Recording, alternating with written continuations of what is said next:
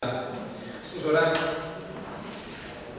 Ser, Senhor, misericordioso para conosco, derrama a graça sobre nós de modo que entendamos, que a gente tenhamos o coração cheio e usemos as oportunidades que as circunstâncias nos oferecem para adorar o Senhor, obedecendo a Tua palavra. Abençoa-nos no nome de Jesus. Amém.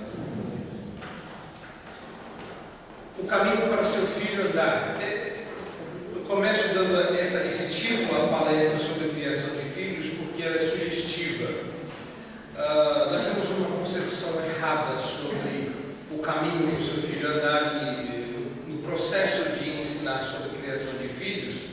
No momento eu vou falar para os pais, no outro eu vou falar para os filhos. Eu não separei tão dramaticamente como eu fiz na outra palestra, que me dá a vantagem de poder correr com essa palestra caso o tempo fosse menor, como de fato acabou sendo, porque é bom entender esse relacionamento de maneira mais fluida, menos dinâmica, mais dinâmica, mais fluida, e consertando, andando juntos o que a gente pensa sobre a criação de filhos. Então, nós vamos começar entendendo que criar filhos é uma forma de glorificar a Deus. E o objetivo da criação dos filhos é o mesmo objetivo da vida. Normalmente nós esquecemos disso, que nós criamos os filhos para a glória de Deus. Então, quando você, novamente eu não vou repetir, mas você passou nas partes que eu ia passar também, mas quando você deseja a 10 do seu filho, você está criando o seu filho para a sua própria glória e não para a glória de Deus. E nós vamos consertar a concepção que nós temos sobre Provérbios 22:6. Não precisa abrir agora não. Você sabe o que diz em Provérbios 22:6 de cor, porque você é pai, ou você é mãe, ou você é filho. Você ouviu isso, você cresce na igreja ouvindo: ensina a criança no caminho que deve andar, e quando for velho, não se desviará dele. Temos surpresas para esse texto, mas não antes de começar a pensar a nossa maneira de criar filhos. Nós vamos começar pelo básico. Normalmente a gente já ataca o problema. Vamos começar pelo básico aqui. Qual é o básico? O mundo quer que você pense de modo cínico sobre a criação de filhos. Onde está o cinismo do mundo? Criar filhos é difícil. Criar filhos vai dar problema. Olha, ser mãe é padecer. O quê? Padecer no paraíso. De onde saiu isso? Que profeta falou um negócio desse? Irmãos, o mundo quer que vocês pensem de modo cínico sobre criação de filhos. Eles querem que vocês criem crianças que se tornarão aborrecentes, e quando eles forem jovens, eles se desviarão, porque não fica na igreja. Esse cinismo, essa maneira horrorosa de encarar a criação de filhos tem entrado na igreja e as pessoas pensam assim. E aí que está o problema: quando você mistura Bíblia com o cinismo do mundo, tentando consertar ou trabalhar com base nesse cinismo, vira bagunça.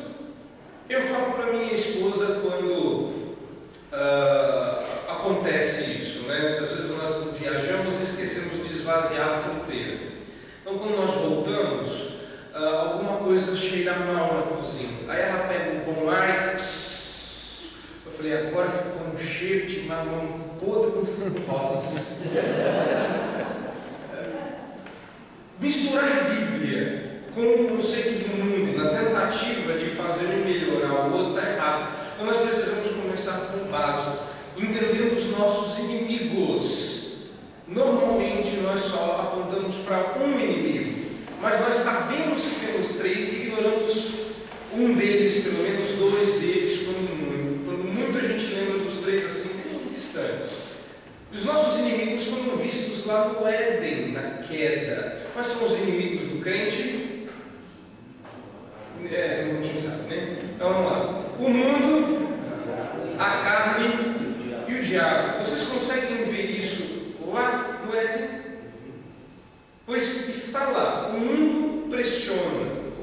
pessoas ao nosso redor, a mentalidade, a carne, nossos desejos, o diabo, nosso inimigo. Tá? Eu estou me referindo especificamente a um desses inimigos, o mundo. O mundo quer que você pense errado sobre a criação de filhos. E a primeira coisa que ele quer que você pense errado é sobre a principal necessidade do seu filho. O que o seu filho mais precisa? Isso depende muito da orientação psicológica que você tem recebido. Seu filho precisa de amor. Seu filho precisa de compreensão. Seu filho precisa de muitos brinquedos. Seu filho precisa de não. Seu filho precisa do quê? Qual é a maior necessidade do seu filho? Você tem muitas apostas para fazer. Meu filho precisa de uma boa educação. Meu filho precisa de bons princípios. Meu filho precisa de uma boa religião. Qual é a maior necessidade do seu filho? Já pararam para pensar nisso? A gente começa a criar filhos com uma série de presunções, não é pressuposições. Nós presumimos, não pressupomos. É diferente. Presumir é uma atitude orgulhosa. Pressuposição todo mundo tem. E algumas coisas nós presumimos. E a pior delas é que os nossos filhos não precisam de redenção. Pelo menos não até os 7 anos, né? O que acontece quando uma criança faz 7 anos? Nada, exatamente. Alguns dizem que é a idade da razão. Então até os 7 anos ela não tem pecado, ela é inocente. Quem é que nunca olhou para uma criança e falou, inocente, né? Você consegue pegar um recém-nascido, ele é uma coisa fofa, doce, e dizer que aquele negócio nasceu no pecado? Não, é muito difícil. Mas olha lá, o que a Bíblia diz no Salmo 51, verso 5? Pode abrir a sua Bíblia lá e conferir. Eu nasci na iniquidade e em pecado me concebeu minha mãe. Você não deu à luz a anjinhos. Crianças não são inocentes, crianças são pecadoras. Fui eu comprar um remédio na farmácia. Não sou hipocondríaco. Gosto de conhecer remédios, comprá-los e tomá-los. Mas eu estava na farmácia e do meu lado uma mãe colocou a criança em cima do balcão e ela começou a esticar o braço em direção a um grampeador na tentativa de pegar. Então ela puxou a mão de volta e falou que não podia. Normal, quem não faria isso, né? O problema é quando o desejo se torna uma exigência e a exigência é um julgamento. Então ele deitou-se e esticando-se para pegar, ela pegou o grampeador e colocou mais longe, de modo que ele não alcançaria de maneira alguma. Depois do julgamento vem o quê? Punição. E enquanto eu observava aquela cena sem muito interesse, porque eu estava interessado no meu remedinho, aquela criança puniu a sua mãe e de repente houve um estalo. Tá! A menina tinha dado um tapa na bochecha da mãe, de estalar. Eu, claro, o que a gente faz? O primeiro olhar é pecaminoso, não? A primeira coisa que eu fiz foi, assustado, olhar. Ela toda sem graça. E crianças. Pegou, ai, ai, ai. Né? Aquele ai, ai, ai doeu mais em mim do que na criança. Ai, ai, ai, não pode bater na mamãe. E a hora que ela soltou o bracinho da criança, ela deu outro. Pá! 2 talos. Aí ela olhou de volta para mim sem graça e já estava brava.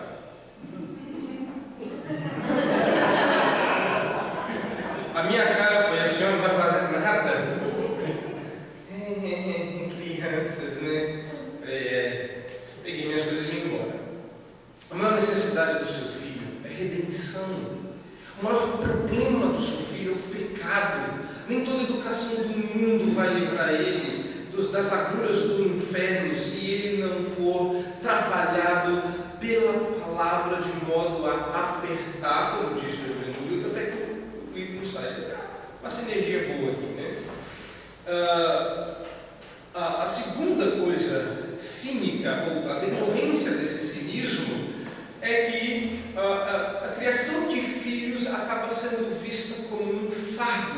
Então, quando uma mãe tem um casal, né? Normalmente é a mãe quem tem os filhos, mas quando um casal produz muitos filhos, e as pessoas perguntam quantos filhos ela tem, se passou do limite máximo, porque há um limite máximo, né? 1 é pouco, 2 está na média, 3 não interessa quanto. É pobreza na certa, 4 loucura, 5 é pobreza aguda. As pessoas começam a olhar estranho para você, mas não porque você não vai conseguir dar tudo para todos, mas porque dá muito trabalho, é loucura. Criar filhos é um fardo, é cansativo, é trabalhoso, é enfadonho, e o mundo quer que você encare a criação de filhos assim. Então, a educação de filhos deve ser considerada uma alegria, não uma carga. Uma coisa curiosa, porque era eu que tinha que falar que não querer ter filhos é pecado. Já foi dito. Mas casal que não quer ter filhos, existem muitos motivos, mas se o motivo é porque criar filho dá trabalho, está errado. Está errado. Existem muitos motivos altamente egoístas e pecaminosos para não se ter filhos. Mas existe sempre aquela preocupação, porque é trabalhoso. Mas a questão não é essa. O trabalho foi criado por Deus para dar prazer. Depois da queda, o trabalho é um misto de prazer com suor. Então é claro que o trabalho de criar filhos vai ser essa mistura de sofrimento com alegria. Mas não é padecer no paraíso e nem se deliciar no inferno. Criar filhos é compartilhar de um aspecto da natureza de Deus. Porque desde quando o Deus Pai é Pai? E desde quando Deus Filho é Filho? Respondam vocês. Desde quando? Não é desde o início da criação. Desde sempre, desde a eternidade passada, pela eternidade futura, o mesmo Deus é do jeito que sempre foi. Deus não criou o mundo para se relacionar. Deus se relacionava antes da criação do mundo. Aliás, cá para nós, criar um mundo foi a maior tiro do pé. Só deu problema para Deus. E passou ali uns dias bem, até o homem vir para a terra. Não deu muito tempo, o homem estragou tudo que Deus fez. Mas não. 7 dias Deus levou para criar o mundo. Quanto tempo levou para o homem estragar o mundo inteiro? Uma mordida. Isso custou a vida do Filho amado de Deus. Se a gente for pensar humanamente falando, olha a trabalheira que Deus teve. Por quê? Então, por que Deus nos permitiu ter filhos? Por que Deus não retirou a bênção da fertilidade? Porque nós, quando temos filhos, nós provamos de uma faceta de Deus que é impossível sem concebermos. Era assim como eu e minha esposa estávamos apreensivos com o segundo filho, porque sempre pinta aquela dúvida besta, mas dúvida: será que a gente vai conseguir amar tanto o segundo como amou o primeiro? E era aquela coisa, dividir a atenção, dividir tudo. E nós estávamos no hospital, a Riane nasceu em meio a outro dia eu conto a história de como Deus milagrosamente resgatou a vida da Riane, e nós estávamos lá às voltas com a nossa filhinha, problemática no seu nascimento prematuro, e preocupados conversávamos sobre dividir a atenção enquanto admirávamos a pequena. E aí alguém passou com esse seguinte dizer para nós, foi tão fantástico, ele falou: o amor com mais filhos não se divide, se multiplica. Isso foi abrindo os nossos olhos para o fato que a gente estava comprando o cinismo do mundo e não estava vendo. Não é? Então, educar filhos deve ser visto como uma alegria. E aí eu fiz uma seleção, uma olhada mais perto, de textos que falam sobre filhos como bênção. Vamos dar uma olhada rapidinho. Se todo mundo ajudar, a gente consegue terminar antes da meia-noite.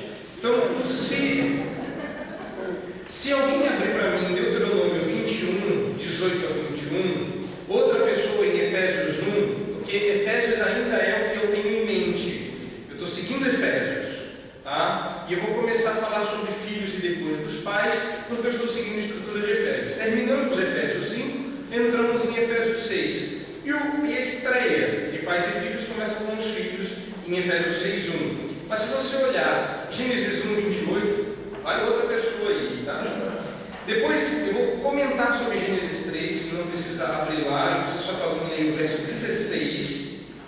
E depois eu quero que vocês mantenham um relato da criação na cabeça, que eu vou comparar com o Salmo 127, versículos 3 a 5. Eu ia falar Salmo 128, mas... Então vamos lá. Deuteronômio 21, 18 a 21. Quem achou aí? Pode ir. Se alguém tiver um filho quanto mais rebelde, que não obedece à voz de seu pai e de sua mãe, e ainda castigado não lhes dá ouvido, seu pai e sua mãe o pegarão e o levarão aos anciãos da cidade, à sua porta, e lhes dirão: este nosso filho é rebelde quanto mais, não dá ouvidos à nossa voz, é dissoluto e beberão. Então todos os homens da sua cidade o apedrejarão até que morra. Assim eliminarás o mal do meio de ti. Todo Israel ouvirá e temerá. Esse é um texto muito bacana, assim, né? Tira a bênção daí, pastor. Glória a Deus. Pois é, uma das coisas curiosas de notar que a Escritura fala é que, de fato, a unidade principal que se torna nosso carne é o casal. Os filhos são de passagem. Eu sei que a gente fala isso, mas se convencer disso é complicado. Você está criando alguém para sair da sua casa, para se tornar seu irmão. Ele é filho enquanto não se torna seu irmão. Então, você vê um pai denunciando seu filho de dissolução, para que ele seja disciplinado pelo concílio da sua cidade. Estou fazendo uma conclusão, termos modernos para vocês entendam, dentro da igreja. Não é uma coisa muito comum de se ver. Olha, eu queria apresentar uma denúncia ao conselho. Contra quem? Contra meu filho. Não existe. Você já ouviu falar disso, velho? Olha, já teve um pai, já ouviu falar disso? Pois é, nós não vemos isso com frequência. A questão era retirar o mal de Israel. Está em Deuteronômio. Anos mais tarde, Eli não fez isso. E o mal se espalhou por Israel, até que Deus cobrou a vida do pai. Ele cai para trás e morre.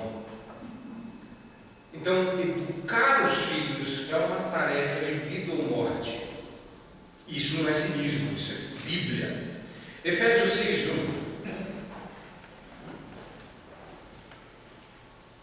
Esse era o outro.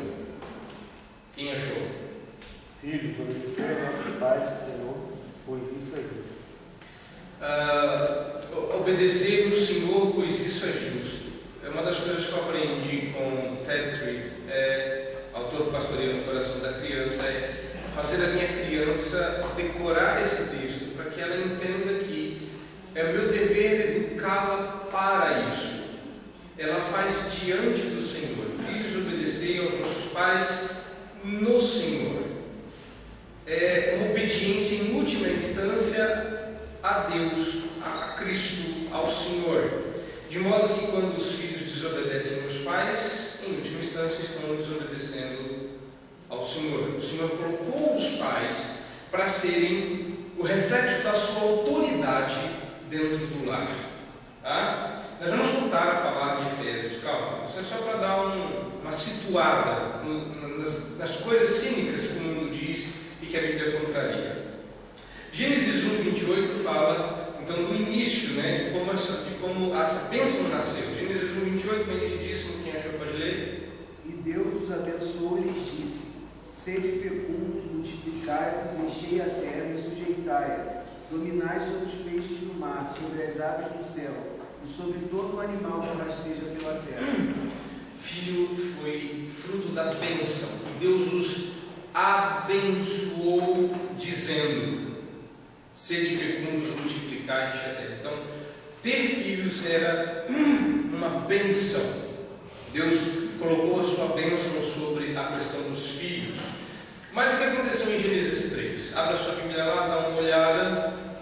Eles ainda não tinham filhos, tá? Mas o pecado entrou no conhecimento humano. E aí é que está o problema. Porque em Gênesis 1 e 2, nós temos o relato antes da queda. E Gênesis 1 diz que Deus criou o homem conforme a sua imagem, conforme a sua semelhança. Não se diz como Caim e Abel nasceram. Reparou aí? Mas em Gênesis 5, diz que Adão gerou a Sete à sua própria imagem. É isso que está lá? Sim ou não?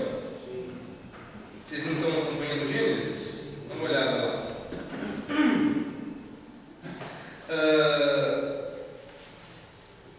Versículo 3 de Gênesis 5. Achou aí? Agora estamos na mesma página? Por que em Gênesis 4, quando os primeiros filhos de Adão e Eva nasceram, não foi dito nada sobre a imagem deles e a relação deles com o Senhor ou com Adão e Eva? Curioso, não? Porque agora mudou. É preciso perceber o que vai ser dito. Ambos nasceram em um pecado. Lembra da principal necessidade do seu filho? E ambos precisavam de redenção. Isso precisava ser visto de modo claro. Então, quando Abel morre, está claro que Caim está em pecado, distante da aliança. Mas quando Sete nasce, Sete não nasce puro. Adão é a imagem de Deus, mas Sete agora é a imagem de seu pai. Nem sempre a gente atenta para isso. Mas outra coisa que chama a atenção é que Adão teve filhos. Adão teve filhos, a maldição era para que eles ficassem estéreis. Bênção é dar, maldição é tirar. Bênção é ter filhos, maldição é deixar de ter. Ele teve filhos, mas não se atentou no começo de que agora a imagem de Deus carregava o germe do pecado. Gênesis 3,16 então nos diz que embora haja dores, embora hajam problemas, a concepção não foi impedida. Gênesis 3,16. E a mulher disse: multiplicarei sobremodo os sofrimentos da tua gravidez, e em meio a dores darás à luz filhos. O teu desejo será para o teu marido, e ele te governará. Falando sobre desejos, ficaremos para uma outra hora. Mas em meio a dores dar à luz a filhos, não é você não vai ter mais filhos. Você vai ter filhos, mas vai doer. Mas vai ter. Às vezes a gente fica olhando só para a maldição. Ai, vai doer. Não. Aliás, é curioso porque quando as mulheres têm filhos, elas esquecem de toda dor, de todo constrangimento, esquece de tudo. A minha esposa não pôde ter parto normal como era o seu desejo, teve 2 cesáreas. Então ela estava sendo operada, com a barriga aberta, um monte de gente fazendo cirurgia. A hora que saiu o bebê, ela chorava de emoção, cara, ela não tinha nascido, tá nem aí para dor, nada. Mas gostoso, né? A gente repara que a dor do pai. Não, esse texto pode estar focando também em outra parte. Em meio a dores você vai ter filhos. Ela estava lá olhando e dizendo: eu continuo tendo filhos? Sim, vai doer. Eu continuo tendo filhos. Vai doer. Sim, mas eu vou continuar tendo filhos. Tanto é que foi isso que chamou a atenção. Por que Adão não deu o nome para dela de dor, mas de Eva, vida? Porque o que importava era que a bênção não foi tirada. Eu adiantei na primeira palestra algumas coisas, mas eu não queria dizer o que eu queria dizer aqui. Isso não é uma maldição. Maldição é tirar a bênção. Maldição é o oposto da bênção. Se você comparar com Deuteronômio 28, você vai ver que maldição é o oposto da bênção. Tá? Para a sua Bíblia lá, você vai ver isso muito facilmente. Em Deuteronômio 28, você tem uma seção de bênçãos e maldição. De um lado diz assim: bendito serás ao entrar, bendito ao sair, bendito será o seu cesto. Quando você olha mais para frente, é maldito serás ao entrar, maldito serás ao sair, maldito será o seu cesto. Ou seja, maldição é o oposto de bênção. Mas se a bênção é ter filhos, e Eva continuou tendo filhos, mesmo em meio à dor, isso não é maldição. Deus estava disciplinando, julgando, impondo o fardo, mas não retirando a bênção. Onde eu quero chegar com isso? Criar filhos não pode ser visto como uma tarefa diferente daquilo que Deus disse que é bênção. Ou, nos termos do salmista, vamos dar uma olhada lá, Salmo 127, versículos 3 a 5. Herança do Senhor são os filhos, o fruto do seu ventre é seu galardão, como flechas na mão do guerreiro, assim os filhos da mocidade. O pessoal fala tanto da flecha, né? Fala tanto das flechas, tem que contar quantas flechas cabiam na aljava e tudo mais. Eu sei que tudo isso é muito bacana, eu gostaria de ter todo o tempo do mundo para falar sobre isso, mas uma coisa que flecha faz é voar para longe. Flecha não fica com o arqueiro. Se o cara lança uma flecha e puxa ela de volta, filho é igual flecha.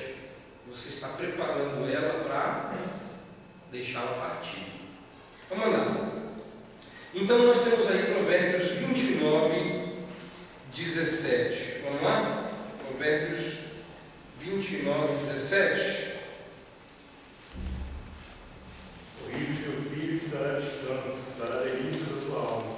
Então, rapaz, educar filhos é coisa boa, educar filhos é bênção, educar filhos é uma tarefa que, se bem feita, dá delícias à alma. Ok? Então, quando um pai tenta mudar o comportamento do seu filho, sem que antes procure uma mudança do relacionamento dele, ou seja, do seu filho, com Deus, o resultado será meramente externo. Seja aqui bem explicado como eu lendo meu. Um comportamento farisaico, tão desaprovado por Deus quanto um comportamento egoísta natural. A gente de vez em quando brinca que as nossas filhas, por mais que elas parecessem, elas parecem muito uma com a outra, são gêmeas, mas chegou um momento que elas realmente esqueceram que elas não eram irmãs. Elas achavam que eram. Começaram a fazer o que o irmão faz de melhor. Obrigado. Ele disse que quando a gente passa por momentos behavioristas, momentos de comportamento, olha, por mais que a gente soubesse que tinha que pastorear o coração das duas, tinha a hora que a gente só queria que elas não brigassem. Simples assim, não é? Mas sem alcançar o problema básico do seu filho, que é o relacionamento dele com Deus, o alvo da sua educação não será atingido.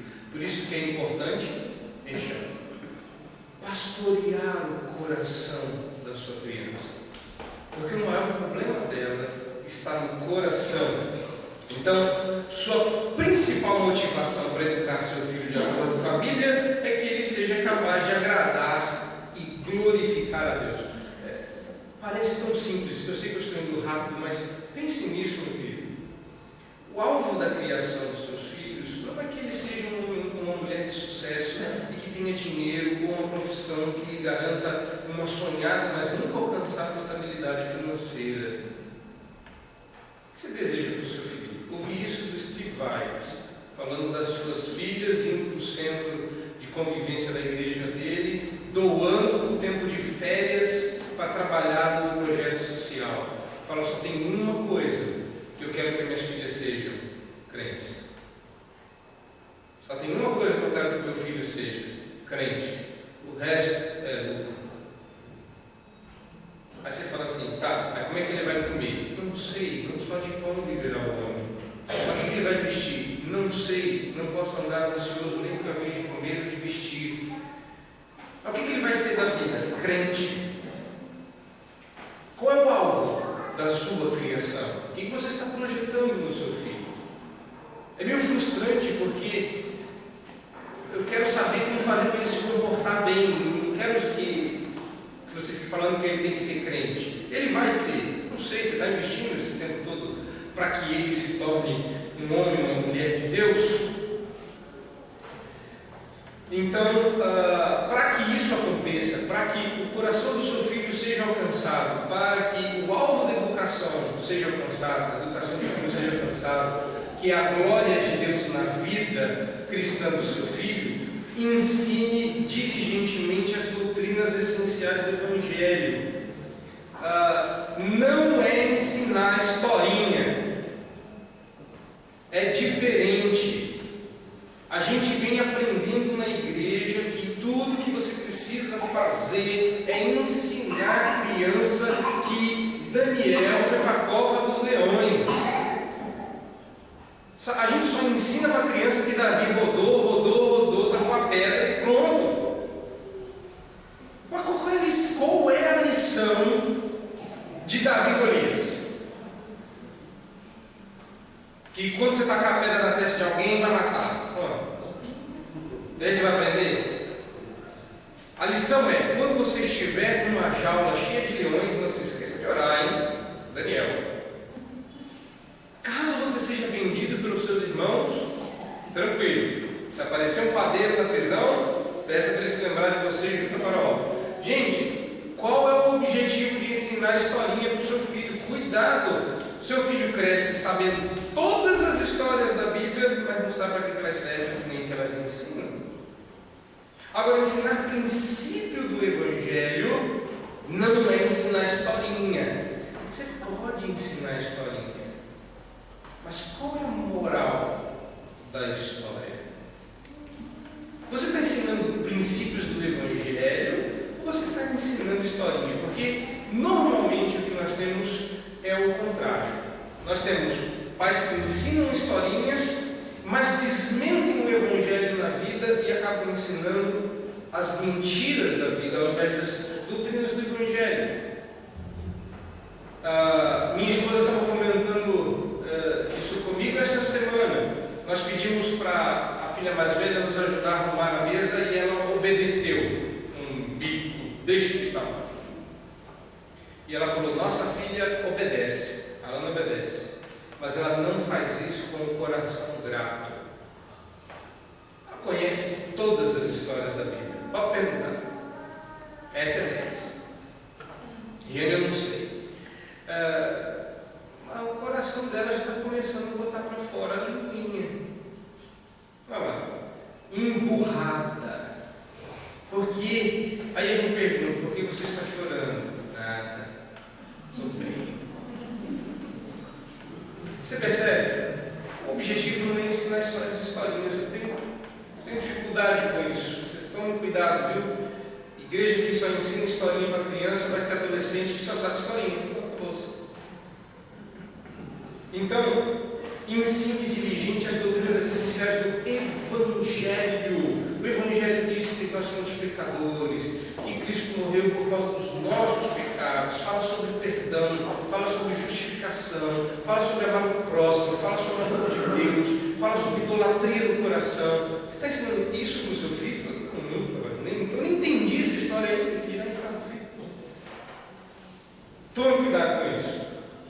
Tá? Então nós vamos falar rapidamente, essa é a parte mais legal da palestra, onde eu vou falar sobre os mitos da criação de filhos. São 2 mitos e se o tempo for muito além a gente para por aqui. Mas pelo menos o primeiro deles precisa ser visto. E é o famigerado texto de Provérbios, a alegada promessa de Provérbios. Vamos dar uma olhada lá, abra a sua Bíblia, agora eu preciso que você abra lá. Provérbios 22:6, você já sabe de qual é salteado, mas olha para o texto e vamos entendê-lo melhor. É importante que você olhe para ele, é importante que você leia. Vamos ler todos juntos? Ensina a criança o caminho que deve andar, e ainda quando for velho, não se desviará dele. Ok, não é novidade para alguns aqui, não é? A Simone já sorriu ali no canto, a gente já conhece isso daí. Mas eu pretendo fazer isso de uma maneira mais facilitada. Qual que é o mito a respeito desse texto? Se eu ensinar a meu filho no caminho do Senhor, quando ele for grande, ele não vai se desviar. Não é isso que a gente crê que esse texto ensina? Mas e se eu dissesse que isso é a maior besteira do universo? E que o que você está lendo na sua Bíblia, na sua frente, você está aí com o texto aberto? Que isso que você está lendo aí não é uma promessa.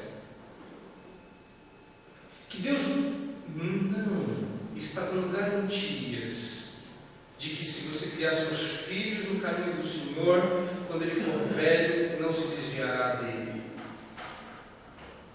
Como é que você reagiria a isso? Porque, olha, minha mãe, meu pai me criaram no Evangelho na firme expectativa de que quando eu for velho, eu não me desvie do caminho do Senhor.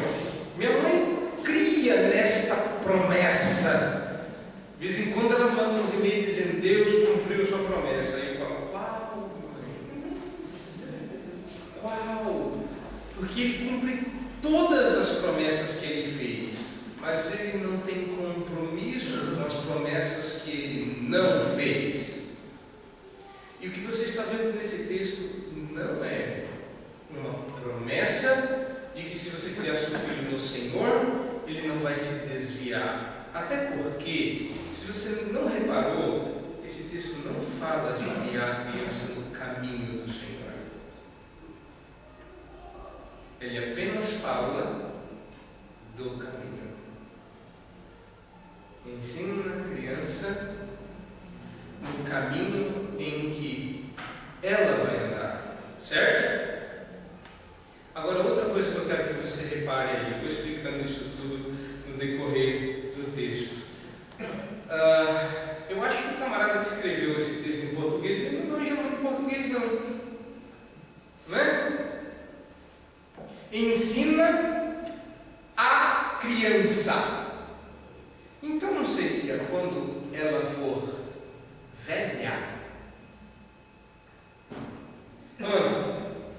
A expressão aí de ensina, como está na sua Bíblia, ela possui uma expressão semelhante ou cognata em árabe.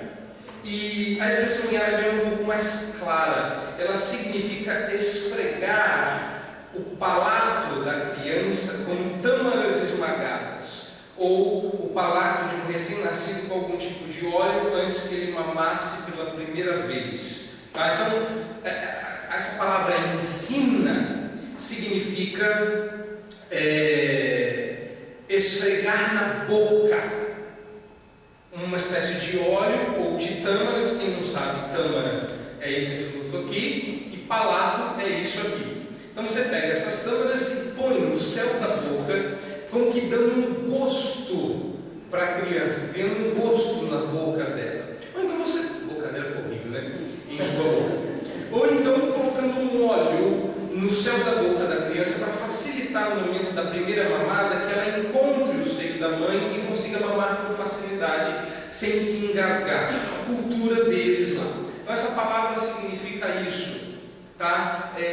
Coloca gosto na boca da sua criança, cria um gosto na boca da sua criança, ok? Quando ele fala ensina a criança no caminho, uma outra forma de você traduzir a palavra caminho aí é boca do caminho, no início do caminho. Eu sei que a tradução boca do caminho faz menor sentido. Então seria algo como largada. Largada todo mundo sabe, né? Ali no início, quando todo mundo vai começar a correr. Então a ideia é ensina a criança na largada, na boca do caminho, antes que ela comece o caminho. Tá? E uma outra coisa interessante de se notar aí também é que a Escritura, por mais que o termo criança possa ser uma boa tradução, você também pode usar o termo jovem. Eu vou preferir o termo jovem. Mas olha para o seu texto aí. O texto diz: ensina o jovem, ensina a criança no caminho e não o caminho. Não é isso que está na sua Bíblia? A Bíblia não está dizendo ensina o caminho. Aí você vê, quem é o caminho? Jesus é o caminho, a verdade. Não, para. Tem nada a ver. A Escritura está dizendo, ensina a criança no caminho. Se você juntar tudo, a tradução, toda essa tentativa de trazer direto do hebraico para o português, vira uma maçaroca, né? Passa a tâmara na boca do seu filho, na boca do caminho, que quando ele for velho, gente, que loucura é essa, pastor? Estou entendendo mais nada. Calma. Primeiro vamos desvendar os mistérios. Repare outra coisa aí, ó. E diz aí, quem é velho? O caminho ou a criança? Olha para o texto. Porque se fosse uma promessa que a criança não se desviaria, porque cargas d'água não é quando ela for velha, mas quando for velho. Olhando para o seu texto em português, eu faço a seguinte pergunta: quem está no masculino, criança ou caminho? Caminho. E quem está? E velho? Está velho ou está velha? Está velho. Então quem está velho? A criança ou o caminho? Agora justifica seu filho ficar na fé depois de velho, se o texto não está falando isso. Que loucura! Agora o senhor está de consertar, o senhor acabou com a minha fé. Eu estava tão feliz criando meu filho no caminho do Senhor. Agora eu nem sei mais que caminho é esse, o caminho envelheceu. Fé dos antigos. Deixa eu tentar resumir isso aqui em palavras simples. O texto está dizendo que a missão dos pais é preparar a criança para enfrentar o mundo no qual a criança vai viver. A ideia é, cria um gosto na sua criança, de modo que antes que ela comece a caminhar, ela tenha esse gosto na boca, porque quando ela começar a caminhar por esse caminho, ela vai reconhecer esse sabor e vai se desviar do caminho errado. A ideia é, o caminho envelheceu, ou seja, eu comecei a andar nesse percurso e eu não vou me desviar para fora desse caminho, porque eu já conheço que tem gosto bom, e quando eu provo que tem gosto ruim, eu não me meto nisso. Trocando em miúdos, prepara o seu filho para enfrentar o mundo no qual ele vai viver quando o mundo envelhecer. Qual é o problema da educação de filhos? Vocês estão criando seus filhos de maneira quixotesca. Dom Quixote. De onde vinha a palavra quixotesco? Dom Quixote era doido. Ele pensava, ou ele tinha miopia, não sei, mas ele, quando via os moinhos de vento, ele puxava a sua espada e lutava contra os moinhos de vento e voltava feliz da vida que ele tinha vencido. Ainda bem que o moinho não revidava, né? Eu lutei contra gigantes e os venci. Você está criando seu filho para lidar com os desafios de 1977. Só tem um problema. 1977 já passou. Mas 2017 não. 2027 também não. E seu filho não está preparado para lidar com o mundo quando ele estiver andando naquele caminho. Você não preparou o seu filho para isso. Isso tem implicações várias. Você vai mandar o seu filho para a universidade.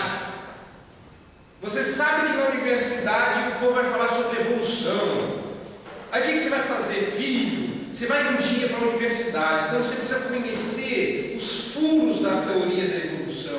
Você precisa conhecer alternativas científicas e bíblicas para responder isso. Você precisa fortalecer a sua fé, porque um dia você vai andar naquele caminho. Mas tem pai e mãe que falam. Minha mãe não acertou em tudo. Minha mãe acertou. Ela disse: um dia o mundo vai falar inglês. E ela pôs eu e minha irmã para fazer inglês.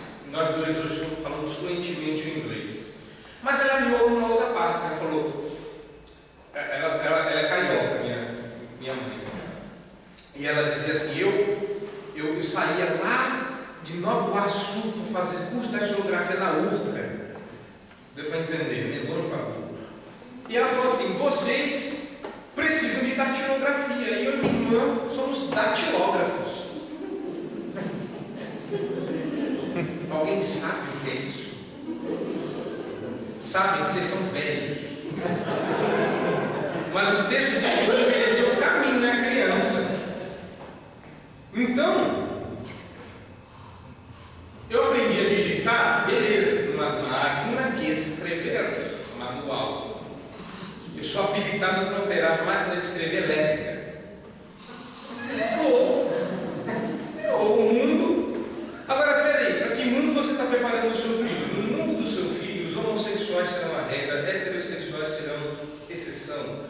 No mundo do seu filho, ser religioso não significa ser um cristão. No mundo do seu filho, verdade não é absoluta. Você está preparando o seu filho para enfrentar esse mundo? Isso é só uma palavra, isso é um mito, né? Sobre criação de filhos. Tranquilo? Andando. Um outro mito sobre a educação de filhos é que o sucesso da educação dos filhos é medido por aquilo que o filho faz. E é esse mito que faz com que pais sejam tão idólatras. E não, olha, todo mundo é. Não é só a gente que está se expondo aqui. Nossa, mas que família pecadora desses pastores. Hein? Deus me livre, só tem pecado nessa palestra. Mas olha só que bacana. Pois é, eu estudei aqui no Rio de Janeiro num colégio chamado Pio XII. E é um colégio, nome bonito, né? Nome crente. E eu me lembro dessa cena. Foram 2 dias terríveis na minha história, me traumatizou. Eu saí do colégio, minha mãe estava conversando com outra mãe e com um colega de classe. Nós nos cumprimentamos e a minha mãe, conversando com a outra, virou para mim. O sol estava no meu rosto, eu só lembro do sol no meu rosto. Minha mãe lá de cima no escuro não conseguia ver o seu rosto. Ela perguntou: quais são as partes de uma árvore? E eu falei: hein? As partes de uma árvore, Jonas? Parte de cima, parte de baixo? Parte de dentro, parte de fora? Sei. E o menino, aí a mãe virou para o outro menino e falou: fulano, parte da árvore. Bom, cheguei em casa, minha mãe não vai ficar assim não. Vai ficar assim não. E começou: eu estou com 30 anos. Isso deve ter acontecido, eu devia ter 7. Até hoje eu sei que raiz, caule, flor e fruto são as partes de uma árvore.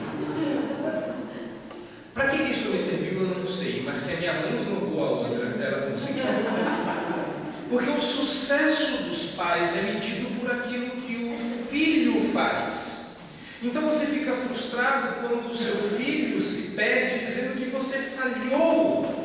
Eu não fui um pai cristão, eu falhei porque o meu filho, depois de adulto, tomou a decisão de sair. É claro que você tem parcela de culpa, eu vou te falar disso. Mas espera aí, o sucesso dos pais não é medido por aquilo que os filhos fazem. Porque o mérito seria de quem? Seu. Você comece pensando no quão meritória é essa concepção. Meu filho é um produto da minha educação. O meu sucesso é medido por por aquilo que meu filho fez em resposta à minha educação. Dependi de quem? De quem eu dependi? Se meu filho então fez o que eu achei que ele devia fazer, de quem é o mérito? Vocês acham que eu recebi algum prêmio por raiz, caule, folha, flor e fruto? Até hoje eu estou esperando para saber o que eu vou fazer com isso. Mas a minha mãe disse que aquilo era o fruto da sua educação, porque o sucesso dela foi medido na proporção do meu show. Complicou, não? O sucesso na educação de filhos é medido por aquilo que os pais fazem e não por aquilo que o filho faz. Tá? Então, o sucesso não é o que o seu filho faz, mas o que o pai fez. Deus não exige que o seu filho se converta, Deus exige que você seja fiel. Deus exige que você faça um bom trabalho, Deus exige que você o crie como um filho da aliança. Deus não exige que você converta o coração do seu filho, porque se você pudesse converter o coração do seu filho, o que te impediria de converter outros corações? Já parou para pensar nisso? Salvação não é mérito, salvação é uma graça. Você vai fazer igualzinho você ouviu aqui. Você vai criar como se fosse crente e vai tomar um susto se isso não acontecer, por causa da aliança. Mas pais que não conhecem a aliança criam seus filhos pensando que tudo depende do comportamento. Por fim, vamos dar uma olhada lá em Deuteronômio 6. Eu acho que vou ter que parar por aqui mesmo. Mas vai valer a pena se a gente conseguir dar uma olhada em Deuteronômio 6 inteiro. Calma, é rapidinho. Porque olha lá, é exatamente o que eu acabei de dizer. O que Deus quer de pais crentes é que sejam fiéis. Sucesso para pai crente é fidelidade, não é filho comportado bonitinho. Porque, olha, o Reverendo Milton acreditou pela fé, mas à medida que as minhas filhas se interagiam com a dela e se embolavam, eu dizia para ele: rapaz, não é assim que eu queria elas não. Rapaz, eu dou educação para aquelas criaturas. É verdade. E ele custava acreditar. Ele fazia cara de que estava acreditando. Mas eu sabia que no fundo, nada do que eu estava vendo apontava para o fato que eu era um bom pai. Talvez eu não fosse mesmo. A questão é: o que Deus exige de mim? Que minha filha faça bonito na frente dele. Ou que minha filha, quando acorda no meio da noite, como aconteceu algum tempo atrás, ela acordou chorando, falando que sonhou que viu um monstro. Ao invés de fazer aquela psicologia barata de abrir o armário e mostrar que não viu um monstro, de ligar a luz e acordar outra irmã, eu falei: Alana, monstros não existem, mas Deus existe. Então o que nós vamos fazer é, invisível por invisível, vamos buscar o Deus que existe. Como a gente faz isso? Orando. Orei com ela, expliquei algumas coisas sobre o Evangelho, fomos dormir. Dias depois, a Alana falou: pai, sabe o que aconteceu esses dias para trás? Eu falei: não. Eu nem te contei, foi anteontem, já tinha passado alguns dias. Eu acordei assustada porque eu tinha sonhado com um monstro. Eu falei: o que você fez, filha? Você não me acordou? Ele falou: pai, eu sentei na cama, comecei a dizer que Jesus era bonito, que Jesus era maravilhoso, que Deus existia, orei e voltei a dormir. Ela tem 7 anos, agora. Isso já faz uns 2 anos. 1 ano e meio. O que Deus quer? Ela se comportou pessimamente na casa do Reverendo Milton. Quando você olha para o Deuteronômio 6, onde você tem aí a regra de ouro dos judeus, o famoso Shema, que um menininho de 13 anos tem que recitar sem gaguejar em hebraico, que é a palavra, a expressão ouve, famosíssima entre os judeus: ouve, ó Israel, verso 3, que fala sobre inculcar, versículo 7, 6 e 7. Essas palavras que hoje te ordeno estarão no teu coração, tu as inculcarás a teus filhos, e delas falarás sentado em tua casa, andando pelo caminho, e ao deitar-te, ao levantar-te, também andará com sinal na tua mão, etc. e tal. É um texto que todo mundo conhece. Até coloquei aqui, educação de tempo integral. Pai crente não tem descanso. Nunca, jamais, em tempo algum. Eu quero descanso, sabe? Eu já ouvi falar de pais que tiram férias de filhos. Pais crentes não têm descanso. Paul Tripp conta essa história que me comoveu. Ele tinha aconselhado até essa hora, 10, 10 e meia. Chegou em casa podre de cansado. Foi para a geladeira e foi pegar o seu refrigerante, sua Coca-Cola. Ele viu que a casa estava apagada, estava todo mundo dormindo. Ele falou: beleza, vou sentar na minha poltrona, vou abrir a minha Coca-Cola e vou assistir o meu jogo de futebol gravado, porque eu quero saber quem vai para a final do Brasileirão, versão brasileira. Sentou-se, na hora que ele ligou a televisão e a televisão acendeu, dele no sofá, só olha lá. Pai, preciso conversar contigo. A vontade de dizer era de falar com ele dormir, falar amanhã, assistir o jogo, não me acordo, deixa em paz. Eu aconselhei o dia inteiro, quero chegar em casa, não quero aconselhar ninguém. Eu sei que eu sou um conselheiro bíblico, mas naquela noite ele não fez isso. Ele falou: então, filho, o que está te perturbando? E eles tiveram uma conversa sobre uma série de questões adolescentes. Anos depois, o filho dele disse que muitas coisas na fé, na vida cristã dele, mudaram a partir daquela conversa, naquela noite. Ao deitar, ao levantar, andando pelo caminho, você não escolhe a hora que Deus quer que você sirva a sua família. Você não escolhe. É Deus que escolhe. Mas o que eu quero salientar nesse texto é o fim desse texto. Porque a gente esquece, a gente para no verso 7 e acha que ele é tudo. Não é não. Versículo 20 me chama mais atenção. Quando o teu filho no futuro te perguntar dizendo: o que significam os estatutos, testemunhos, estatutos e juízos que o Senhor, nosso Deus, nos ordenou, então dirás ao teu filho: isto é assim. Não é. Eu assistia muito Família Dinossauro. Eu acho que a crítica que eles fazem, fala em anos 80, né? Isso aqui é o comecinho dos anos 90. Não, você é velho, não. Eu gostava daquela empresa. Isto é assim. Porque era explicação que cabe em qualquer lugar, não é? A empresa disse: a gente vai vender isso. Por quê? Porque isto é assim. Tem muito pai que acha que fé, cristianismo, igreja passa para filho desta forma.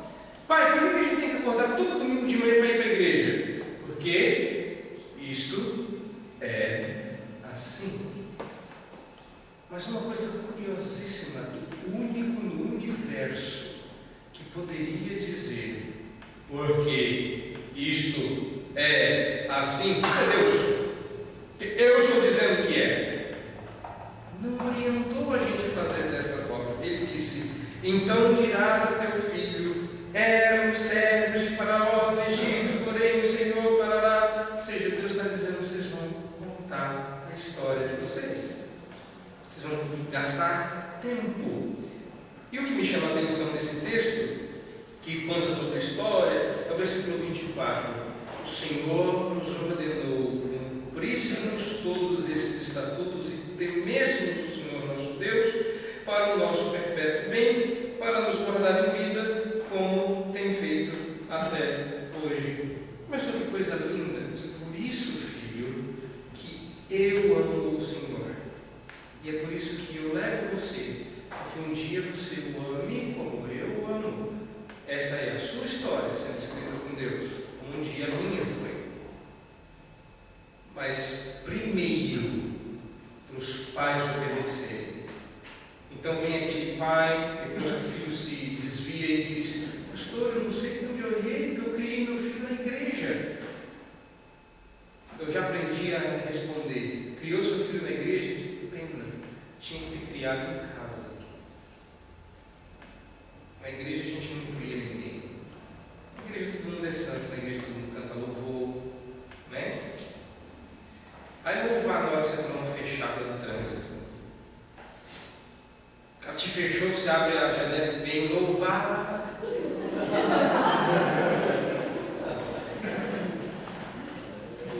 O reverendo Vadislau, professor do mestrado, disse que uma vez ele tomou uma fechada no trânsito, ele abriu a janela, o outro abriu a janela e ele gritou: Deus te abençoe! E o cara virou: é a mãe! Tá? Então, um alerta antes da gente encerrar. Frequentemente os pais e mães são de fato responsáveis em parte pela rebeldia de seus filhos. Ou seja, os pais querem que vocês, crentes, o pastor, diga que vocês não são culpados, que a culpa é de outro. Foi a amizade. Essas amizades que estão ao redor do meu filho. Você não preparou o seu filho para esse caminho? Como é? As amizades fizeram meu filho se perder. É mesmo? E o caminho que ele andar, não fica aqui. Não, você entendi errado. Agora você não tem mais desculpa, hein? Eles violam todos os princípios bíblicos de educação e querem garantias verbais de que não serão culpados. Então qualquer pessoa, menos eles, é o culpado. Mas uma coisa é certa: seu filho é o maior responsável por te obedecer. Você já reparou em Deuteronômio 20:12? Êxodo, Deuteronômio, gente, Êxodo. Isso foi um teste, para ver se vocês estavam acordados. Eu dou aula em seminário, a gente tem que aprender a sair dessas furadas nossas. Você já reparou em Êxodo 20:12? Eu gosto desse texto. Primeiro porque ele é bastante claro. Segundo porque eu não quero aliviar a barra dos pais, não, mas eu quero falar um pouquinho para os filhos. O que diz Êxodo 20:12? Honra teu pai e tua mãe, para que prolongue teus dias na terra que Senhor teu Deus. Todo mundo leu a mesma coisa? Sim? O mandamento não é para os pais. Reparou nisso? O mandamento é para o filho.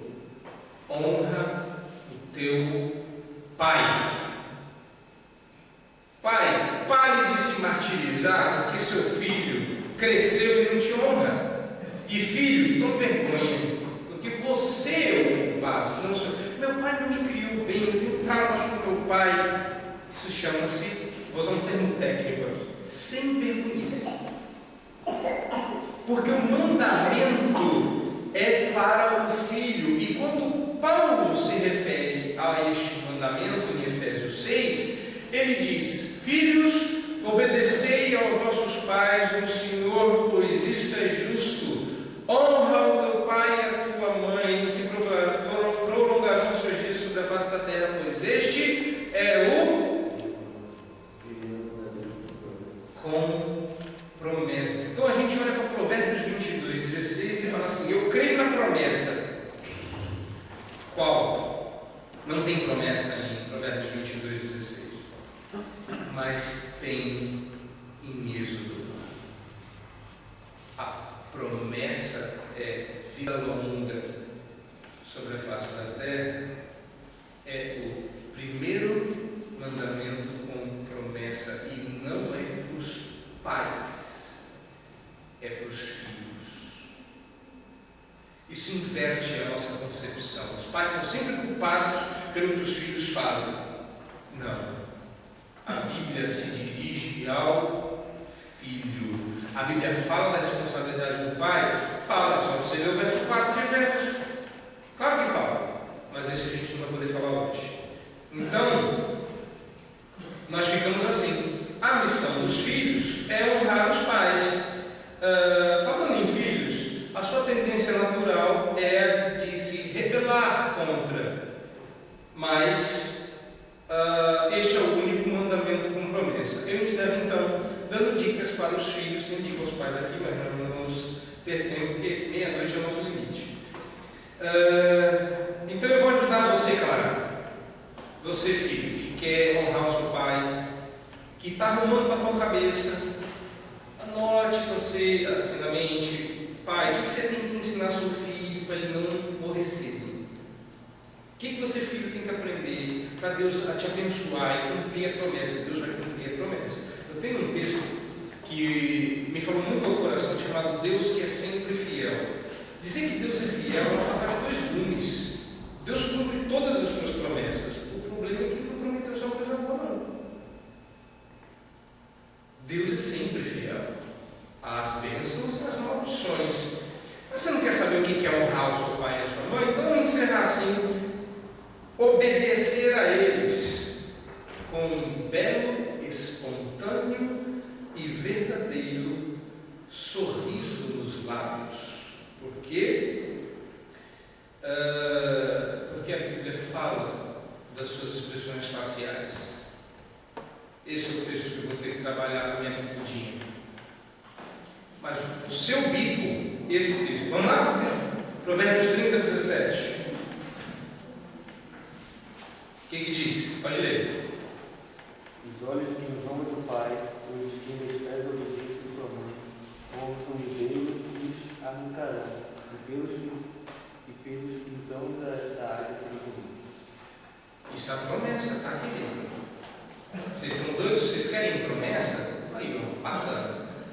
O olho de quem zonga o pai vai ser arrancado por um passarinho malvado.